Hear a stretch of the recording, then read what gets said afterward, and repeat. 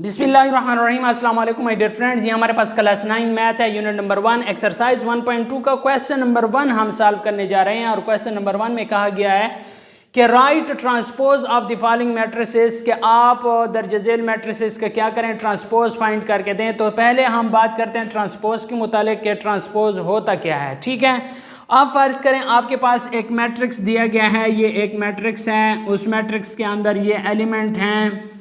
ठीक हो गया, ये एक मैट्रिक्स दिया गया है। आपको सादा से अल्फाज में मैं समझाता चलूं कि इस मैट्रिक्स के अंदर ये जो एलिमेंट हैं इसको कहते हैं रो, और ये दूसरी रो हो गई है, और इसको कहते हैं कॉलम। ये इसको क्या कहते हैं, कॉलम कहते हैं। ये कॉलम हो गए हैं, और ये जो सीधी लाइन में लिखे हुए नंबर हैं इन्हें क्या कहते हैं, रो कहते हैं। मैंने आपको पहले भी समझाया हुआ है और अब दोबारा मैं आप लोगों को क्या करता हूँ, समझा रहा हूँ। ये रो हो गए हैं और ये कॉलम हो गए हैं। अब जब आप इसका ट्रांसपोज लेंगे, इस मैट्रिक्स का ट्रांसपोज लेंगे, एक अमल करना है, या इसकी रो को कॉलम में तब्दील कर दो, या फिर आपने क्या करना है, इन कॉलम को रो में तब्दील कर लेना है। अब फर्ज करें यहाँ पे ये पहला कॉलम है, ये पहला कॉलम है, इस पहले कॉलम में 1 और 2 है। इससे मैं रो बना लेता हूँ। जब रो बनाऊंगा तो इसे ऐसे लिख लूंगा 1 और 2। ये हमारे पास क्या हो गई है, पहली रो बन गई है 1 और 2। ठीक हो गया। अब ये जो दूसरा कॉलम है 3 और 4, ये देखें 3 और 4, ये मेरे पास दूसरी रो बन गई है। अब ये 5 और 6 कॉलम है ना, ठीक है, इससे मैं रो बना लेता हूँ 5 और 6, ये मेरे पास तीसरी रो बन गई है। अब देखें इसके जो कॉलम थे उनसे मैंने रो बना लिया है, अब मेरा ट्रांसपोज हो गया है। तो ये हमारे पास क्वेश्चन नंबर 1, हमारे पास पी मैट्रिक्स है जिसमें हमारे पास है 1 2 3 1। इसका जब हम ट्रांसपोज लेंगे तो इधर लिखेंगे P का ट्रांसपोज ये बराबर है इस 1 2, इस रो को हम कॉलम में तब्दील कर लेंगे 1 2, और 3 1, इस रो को भी हम कॉलम में तब्दील कर लेंगे 3 1। तो ये हमारे पास क्या आ गया, P का ट्रांसपोज आ गया है। Q हमारे पास है LM NP, तो Q का ट्रांसपोज हम लेंगे तो Q का ट्रांसपोज हमारे पास आ जाएगा इस। अब हम क्या करते हैं, इधर हमने रो को कॉलम में तब्दील किया था, आप ये भी कर सकते हैं, इधर हम कॉलम को रो में तब्दील करेंगे। LN ये हमारे पास क्या है, कॉलम है LN, इधर हम इसे रो बना लेंगे LN। MP इधर कॉलम है और इधर हम MP से रो बना लेंगे। तो ये क्या हो गया, Q का ट्रांसपोज आ गया। अब R का ट्रांसपोज देखें, R का ट्रांसपोज यही आएगा 6, क्योंकि एक कॉलम एक रो है तो आपका 6 का वही 6 आ जाएगा। अब इसका देखें, ये जो S है, इस S का हम देख लेते हैं। इस S का क्या आएगा, -5 1, ये रो है तो -5 1 ये कॉलम हो जाएगा। ठीक हो गया। -2 1 ये रो है, और -2 1 से क्या हो जाएगा, कॉलम बन जाएगा। 4 4 रो है तो 4 और 4 से क्या बन जाएगा, हमारे पास कॉलम बन जाएगा। तो ये S का ट्रांसपोज आ गया, इधर ट्रांसपोज लाजमी लगाना है। T का ट्रांसपोज, ठीक हो गया, T का ट्रांसपोज क्या आएगा, 6 7 8 रो है, 6 7 8 से कॉलम बना लिया। 13 1 3 रो है, 13 1 3 कॉलम बना लिया है। 2 4 5 रो है, 2 4 5 से कॉलम बना लिया है। दोस्तों उम्मीद करता हूँ आपको क्वेश्चन नंबर 1 की कंप्लीट समझ आ गई होगी।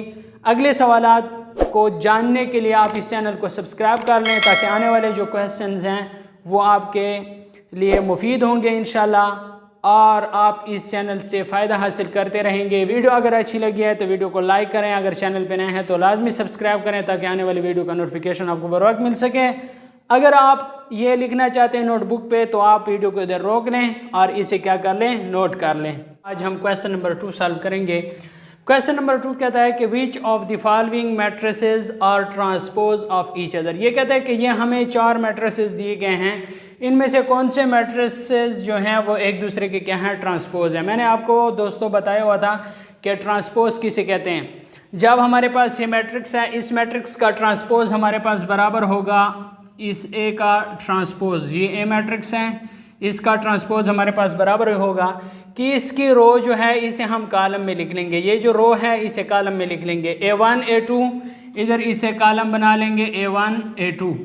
इसके अलावा ये जो रो है इसे भी कॉलम में लिख लेंगे B1 B2, ये हमारे पास रो है, तो रो को हम किस में लिखेंगे, कॉलम में लिखेंगे। ये हमारे पास B1 और B2 आ गया है। सो दोस्तों ये जो मैट्रिक्स है ये B के बराबर है, तो हम कह सकते हैं कि ए मैट्रिक्स जो है इसका ट्रांसपोज बराबर होगा किस चीज़ के, बी मैट्रिक्स के बराबर है।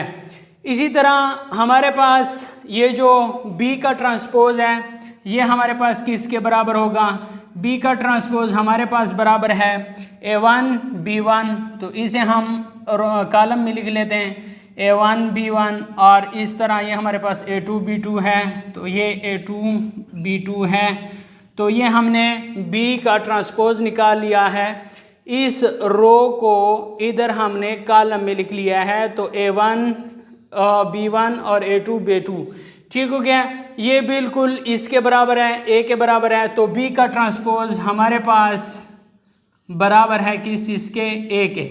सो दोस्तों ये हमारे पास दूसरे का आंसर आ गया। अब तीसरे का देखें कि ये जब हम C का ट्रांसपोज लेते हैं, C का ट्रांसपोज ये हमारे पास किसके बराबर होगा, ये हमारे पास रो है, इस रो को हम कॉलम में लिखेंगे -3 1 -1, -3 1 -1, ये मैंने रो को कॉलम में इधर लिख लिया, और इधर ये दूसरी रो है इसे भी कॉलम में लिख लूँगा 4 2 7 4 2 7।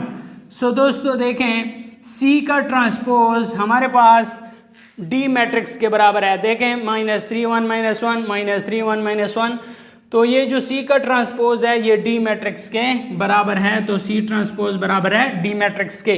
अब हम इस D का ट्रांसपोज ले लेते हैं, तो अब देखें D का ट्रांसपोज हमारे पास किसके बराबर होगा, ये हमारे पास -3 1 -1, ये हमारे पास एक कॉलम है, तो इस कॉलम को रो में लिख लेंगे -3 1 -1, 4 2 7 ये कॉलम है, इस कॉलम को हम रो में लिख लेंगे 4 और 2 और 7।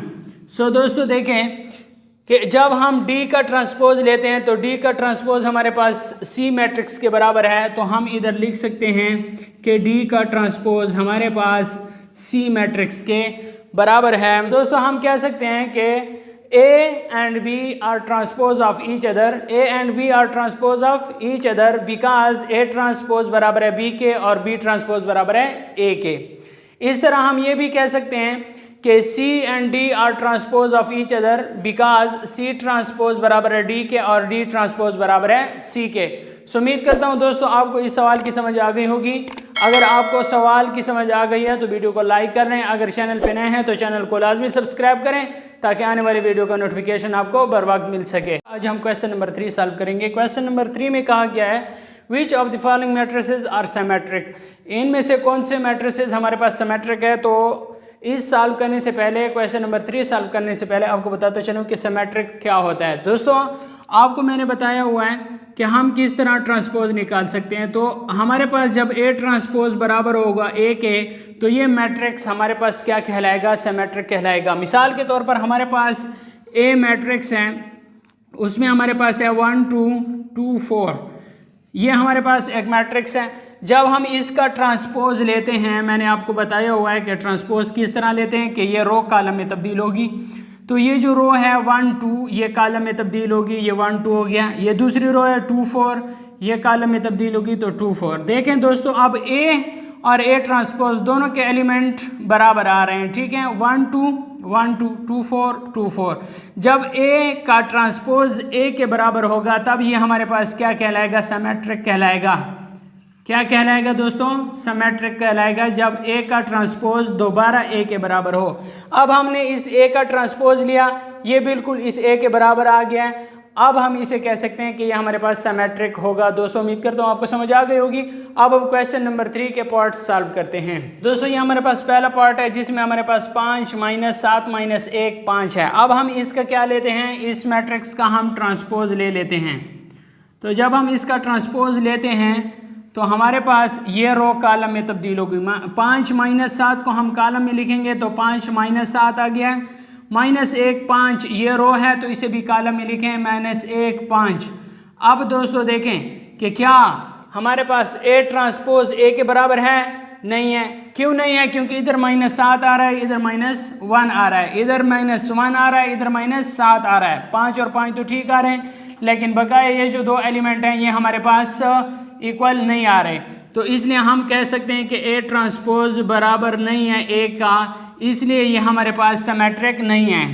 Is not a symmetric because A transpose not equal to A. हमारे पास जो ए मैट्रिक्स है वो सिमेट्रिक नहीं है क्योंकि ए ट्रांसपोज ए के बराबर नहीं है। अब इसका जो दूसरा क्वेश्चन है, दूसरा क्वेश्चन हमारे पास है बी। अब ये हमारे पास है, मैं आपको बताता चलूं कि -1 2 2 3 -1 2 2 एंड 3। अब हम इसका क्या ले लेते हैं? ट्रांसपोज ले लेते हैं। जब हम बी ट्रांसपोज लेंगे तो ये क्या होगा? ये जो रो है ये कॉलम में आ जाएगी -1 2 -1 2 2 एंड 3 2 एंड 3। अब आप देख सकते हैं कि क्या बी ट्रांसपोज बी के बराबर है? हाँ बिल्कुल, बी ट्रांसपोज बी के बराबर है। -1 2 एंड 2, इधर भी 2 इधर भी 2 3 एंड 3। तो बी ट्रांसपोज बराबर है B matrix is a symmetric because B transpose बराबर है बी के, क्योंकि बी ट्रांसपोज हमारे पास बराबर है बी के। सो दोस्तों इसका इसी तरीके से आप जुज नंबर 3 और जुज नंबर 4 आप इसी तरीके से सॉल्व कर सकते हैं। सो दोस्तों अब हमारे पास ये तीसरा जुज है जिसमें हमारे पास सी मैट्रिक्स है 3 4 5 6। तो अब हम सी मैट्रिक्स का क्या ले लेते हैं? ट्रांसपोज ले लेते हैं। तो ये हमारे पास 3 4 आ जाएगा, 3 और 4, इस तरह 5 और 6। क्या सी ट्रांसपोज सी के बराबर है? तो दोस्तों सी ट्रांसपोज सी के बराबर नहीं है। तो C is not a symmetric because C transpose not equal to C. इसी तरह हम क्या ले लेते हैं? डी ले लेते हैं। डी का ट्रांसपोज देखें 1 2 3 1 2 3 4 5 6 ये रो है तो इसे कॉलम में लिखेंगे 4 5 6। तो देखें हमारे पास डी ट्रांसपोज डी के बराबर नहीं है, तो इसलिए हम लिखेंगे कि D is not a symmetric because D transpose not equal to D. तो ये आपके पास क्वेश्चन नंबर 3 जो था ये आपके पास कंप्लीट हो गया है। अब हम क्वेश्चन नंबर 4 सॉल्व करेंगे। अगर आपको वीडियो अच्छी लगी है तो वीडियो को लाइक करें, अगर चैनल पे नए हैं तो चैनल को लाजमी सब्सक्राइब करें ताकि आने वाली वीडियो का नोटिफिकेशन आपको बर वक्त मिल सके। Thanks for watching. क्वेश्चन है क्वेश्चन नंबर 4 जिसमें हमारे पास कहा गया है कि which of the following matrices are skew symmetric. सबसे पहले हम जानते हैं कि स्क्यू सिमेट्रिक किसे कहते हैं। ठीक है, स्क्यू सिमेट्रिक हमारे पास वो होता है जिसमें हमारे पास ए ट्रांसपोज बराबर होता है -a के। तो तब हमारे पास क्या आता है? स्क्यू सिमेट्रिक आता है। मिसाल के तौर पर हमारे पास एक मैट्रिक्स है जिसमें हमारे पास 0 -3 3 0 यह आ गया है।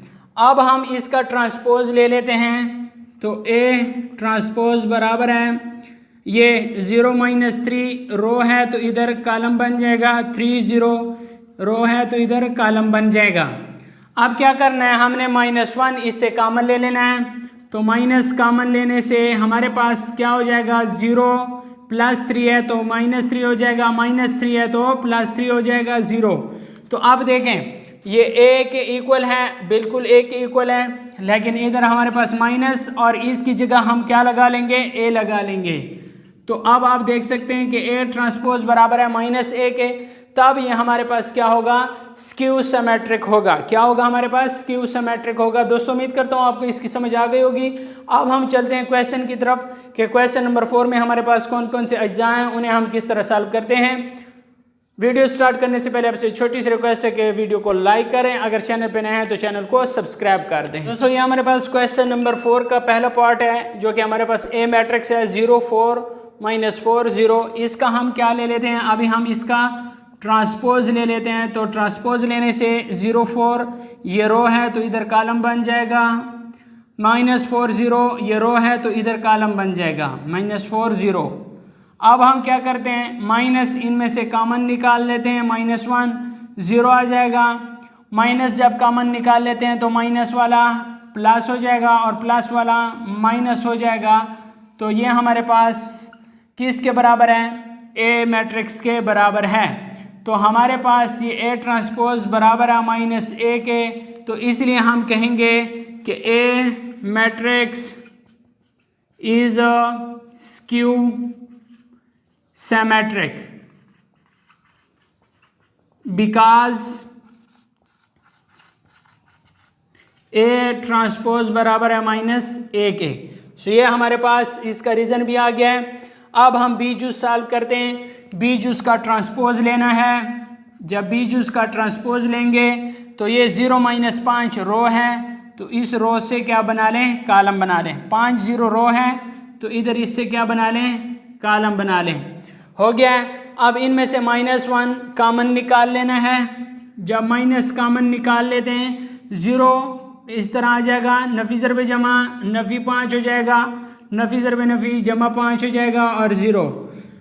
सो दोस्तों देखें ये इस मैट्रिक्स के इक्वल आ गया है, 0 -5 0 -5 5 0 5 0। तो ये हमारे पास क्या आ गया है कि B is A skew symmetric because B transpose बराबर है -b के।